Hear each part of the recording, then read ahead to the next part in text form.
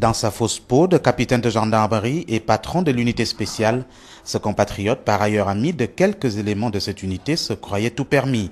Coutumier du fait, c'est avec une copie de la carte professionnelle des maréchals des logis qu'il opérait à travers la ville. Tous y passaient, même les conducteurs de taxi. Son titre au bout des lèvres, un bon prétexte pour faire fléchir même les plus coriaces. Le monsieur m'a présenté une carte de gendarme en disant qu'il est commandant d'unité spéciale et que notre voiture est à la recherche à son bureau. Donc il fallait qu'il nous amène à Gros Bouquet. Il m'a dit que c'est lui qui commande toute l'unité spéciale. Il avait demandé 50 000. Il a d'abord pris 30 000 au Carrefour Hassan.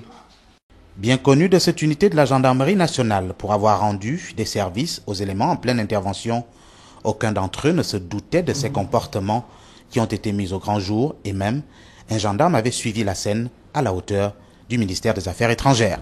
Je vois un taxi aussi qui gare derrière ce véhicule-là. À un moment, je tique un peu, je trouve ça un peu de bizarre. Je travaille en unité spéciale, je connais la plupart des éléments d'une unité spéciale, aucun qui a un véhicule comme ça. Voici un énième cas d'usurpation des titres qui ne fait pas forcément honneur à la gendarmerie nationale.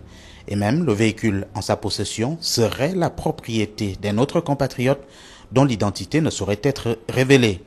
Une fois de plus, la confusion s'installe. De tels actes peuvent entraîner en effet le pire.